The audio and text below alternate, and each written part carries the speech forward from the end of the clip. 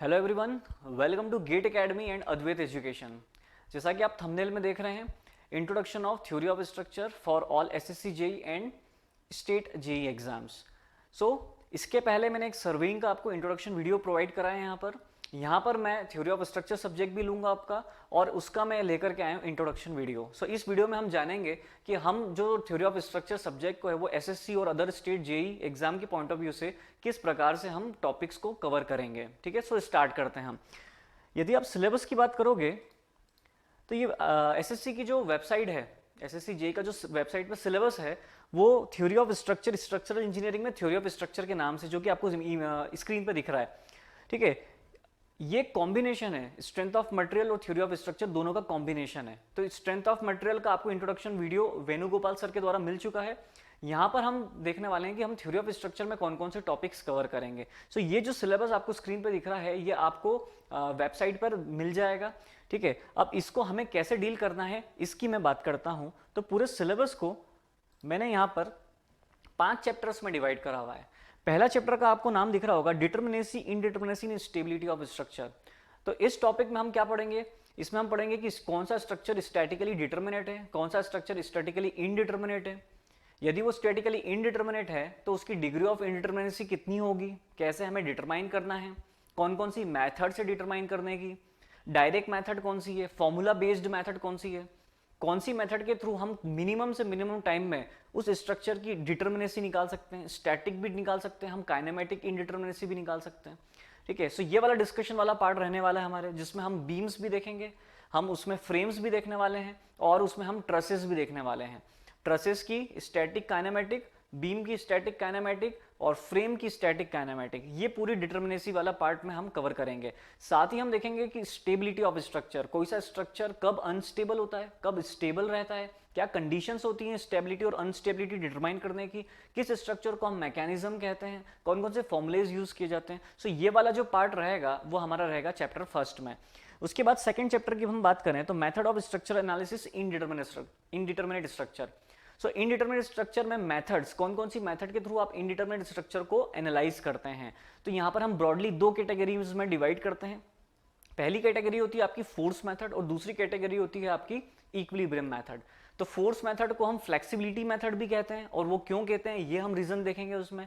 Then force method को हम compatibility method भी कहते हैं, तो क्यों कहते हैं ये भी रीजन हम देखेंगे इसमें। उस पर बेस्ड क्वेश्चंस देखेंगे कि फोर्स मेथड के थ्रू हम कैसे किसी इनडिटर्मिनेट स्ट्रक्चर को एनालाइज कर सकते हैं। वहां पर हम शॉर्टकट्स मेथड भी देखेंगे, किस मेथड के थ्रू हम इजीली और कितनी आसानी से, कितने कम टाइम में हम किसी भी न्यूमेरिकल को सॉल्व करेंगे। ये वाला पार्ट हमारा डिस्कशन वाला पार्ट रहेगा इस चैप्टर में। साथ ही हम देखेंगे कि फोर्स मेथड तो हमने देख लिया, अब हमारे पास एक और मेथड है जिसको हम कहते हैं डिस्प्लेसमेंट मेथड। तो डिस्प्लेसमेंट मेथड को हम इक्विलिब्रियम मेथड भी कहते हैं और स्टिफनेस मेथड भी कहते हैं। तो ये रीजन क्या है इसके पीछे कहने का, उसके बाद इस रीजन पे ही क्वेश्चंस बहुत सारे बन जाते हैं, तो ये रीजन जानेंगे। साथ ही हम देखेंगे कि स्टिफनेस मेथड में जो आपकी डिफरेंट मेथड्स आती है, moment distribution method, slope deflection method, इनके बेसिक कॉन्सेप्ट क्या क्या हैं, कैसे हम डिस्ट्रीब्यूशन फैक्टर डिटरमाइन करते हैं, कैसे हम रिलेटिव स्टिफनेस डिटरमाइन करते हैं, कैसे हम टोटल स्टिफनेस डिटरमाइन करते हैं स्ट्रक्चर की, ये वाला पार्ट रहेगा। साथ ही स्लोप डिफ्लेक्शन मेथड में हम जो डिस्कस करेंगे वो स्लोप डिफ्लेक्शन इक्वेशन कैसे जनरेट होती है और उसके एप्लीकेशन, मतलब उस मेथड से हम स्ट्रक्चर को किस तरीके से, किस इजी वे से हम डिटरमाइन कर सकते हैं, ये हम सीखेंगे चैप्टर नंबर 2 में। देन चैप्टर 3 जो आप देख रहे हैं वो है ट्रस। सो चैप्टर 1 में हम ट्रस की स्टेबिलिटी और अनस्टेबिलिटी, इनडिटर्मिनेसी, डिटर्मिनेसी पढ़ चुके होंगे। अब हमारा जो ट्रस चैप्टर 3 है उसमें हम देखने वाले रहेंगे टाइप्स ऑफ ट्रसेस कौन से होते हैं, देन ट्रस को हम एनालाइज कैसे करते हैं, यदि डिटर्मिनेट स्ट्रक्चर है तो कैसे एनालाइज होगा। देन उसके बाद देखेंगे हम मेथड ऑफ सेक्शन कौन सी है, मेथड ऑफ जॉइंट कौन सी है, कौन सी मेथड के थ्रू हम ट्रस के किसी भी एक मेंबर पर फोर्सेस की वैल्यू डिटरमाइन कर सकते हैं। ठीक है, किसी एक पर्टिकुलर मेंबर पे बोला है तो हम मेथड ऑफ जॉइंट ना लगाते हुए हम मेथड ऑफ सेक्शन लगाते हैं। क्यों, क्योंकि हमें कम टाइम में उस मेंबर पे फोर्स की वैल्यू डिटरमाइन करना है, तो यहाँ पर हम मेथड ऑफ सेक्शन का यूज करते हैं। तो क्या होती है मेथड ऑफ सेक्शन, ये हम देखेंगे।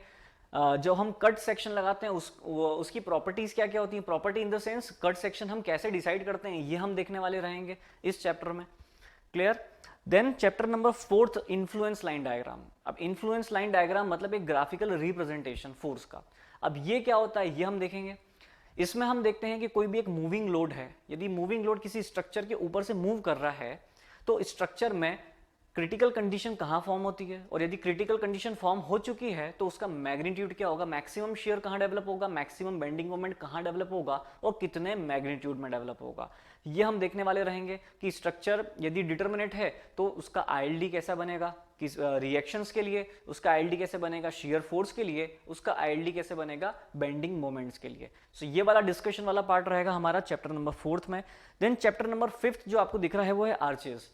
सो आर्चेस देखेंगे हम कितना टाइप्स की होती हैं, हम आर्चेस का शेप ऐसा प्रोवाइड हमने क्यों करा है, क्यों, क्या क्या इकोनॉमिकल फैक्टर्स होते हैं इस पे बेस्ड, 2 हिंज आर्च क्या होता है, 3 हिंज आर्च क्या होता है, कौन सी आर्च डिटर्मिनेट है, कौन सी आर्च इनडिटर्मिनेट है, लीनियर आर्च क्या होता है। साथ ही हम देखेंगे कि आर्च को एनालाइज कैसे करें, और इसी से रिलेटेड हमारे पास एक और कंसेप्ट आता है केबल का। सो केबल वाला पार्ट भी हम जो है वो इस पोर्शन में डिस्कस करने वाले रहेंगे, ठीक है। ओके, देन इसके बाद कोई टॉपिक यदि हमारा लेफ्ट हो जाता है तो हम उसको कवर करेंगे चैप्टर नंबर 6 जो कि होगा एक मिसलिनियस चैप्टर, ठीक है। तो चैप्टर नंबर 6 में बाकी का पूरा पोर्शन जो रहेगा वो हम कवर करेंगे।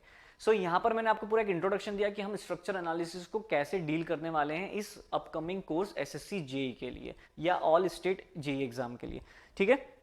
ओके, देन इसको हम आगे फर्दर डिस्कस करें तो आप सभी को पता है कि हम आपको एक पीडीएफ फॉर्म में वर्क बुक प्रोवाइड करने जा रहे हैं जिसमें आपको 4 कैटेगरीज में जो है वो ऑब्जेक्टिव क्वेश्चंस दिखेंगे। पहला कैटेगरी है आपका multiple select question, multiple choice question, ठीक है, मल्टीपल चॉइस क्वेश्चन जो कि हम करवाएंगे आपको। देन उसके बाद कैटेगरी असाइनमेंट कैटेगरी, देन उसके बाद practice category and conventional category है, ठीक है, जिसमें हाँ तो यहाँ पर हम आपको टोटल प्रोवाइड करने वाले हैं। जैसा कि अब तक आपको इन्फॉर्मेशन मिल गई होगी कि हम technical portion non technical portion दोनों कवर करने वाले हैं, साथ ही हम ऑब्जेक्टिव एंड कन्वेंशनल वो वाला पार्ट भी पूरा कवर करेंगे। मतलब इन ऑल यदि बात करो तो कंप्लीट कवर हो जाएगा। कोर्स के बारे में आपको सब चीजें पता है, 1 साल तक वैलिड रहने वाला है कोर्स, ठीक है। वॉच टाइम जो है वो 3 बार है, एक बार लाइव फॉर्म में है। लाइव क्लास कहाँ लगेगी, गेट एकेडमी ऐप पर लगने वाली है, ठीक है। गेट एकेडमी ऐप पर 2 घंटे मॉर्निंग में, 2 घंटे इवनिंग में, ठीक है। 700+ आवर्स का हम टोटल कंटेंट आपको प्रोवाइड करने वाले हैं रहेंगे।